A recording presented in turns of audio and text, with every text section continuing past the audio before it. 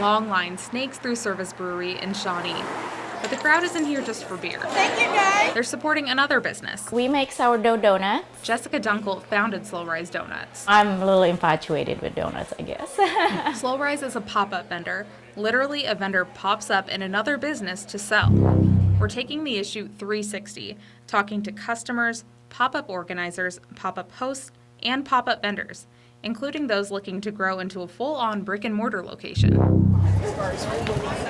Of course, these pop-ups are only possible with customers. They show up to support local vendors and come ready to find something unexpected. It's always unique stuff that you get. It's not just like at everyday store. It has more meaning. And shoppers like knowing exactly who their purchase supports. I'm willing to pay a little more because I know that I'm helping somebody. Some customers are willing to wait hours for pop-ups, like these Slow Rise customers. What's the longest you've waited in line for these donuts?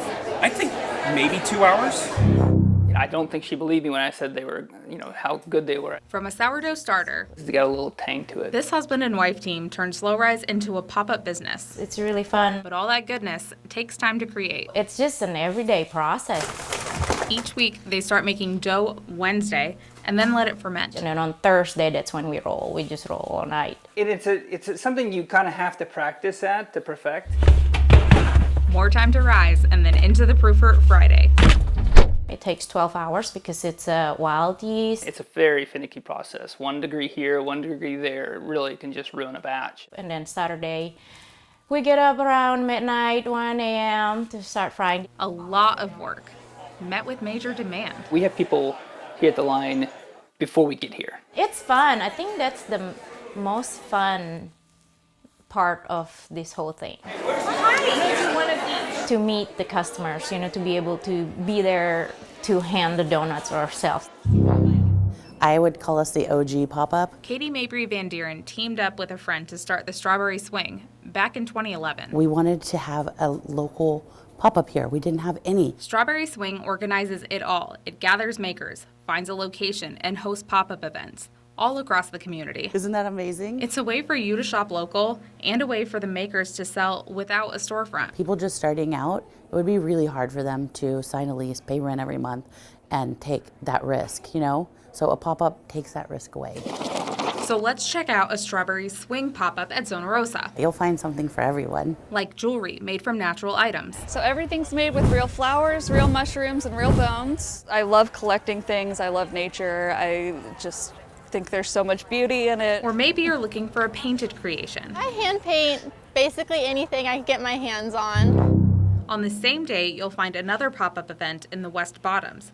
The store Fetch is hosting. It's a good day. Vendors are ready with one-of-a-kind handmade items. It's kind of a treasure hunt of a little bit of everything. I think it's fun for customers to kind of get unique items, locally made, and get to know the makers as well. We're all on the same team. We're all cheering for each other. We try to give back to the community. For Fetch co-owners Patrick Froman and Stephanie Miller, that community includes pop-up vendors. We saw a need where we could put people outside out on our dock or have people popped up inside. Beyond the items you'll find in here, One of our local brands that we carry is Effing Candle Co. there are people who pop up to sell their creations. It kind of gives that customer like, oh wow, like this is who made this. It's a system that benefits both sides. We just really want to kind of both promote the event together, and then we can maybe get new customers from their following and vice versa. And the support continues, even if the vendor grows into something bigger. It's really exciting when they see, especially for me, like seeing a physical storefront is like my favorite.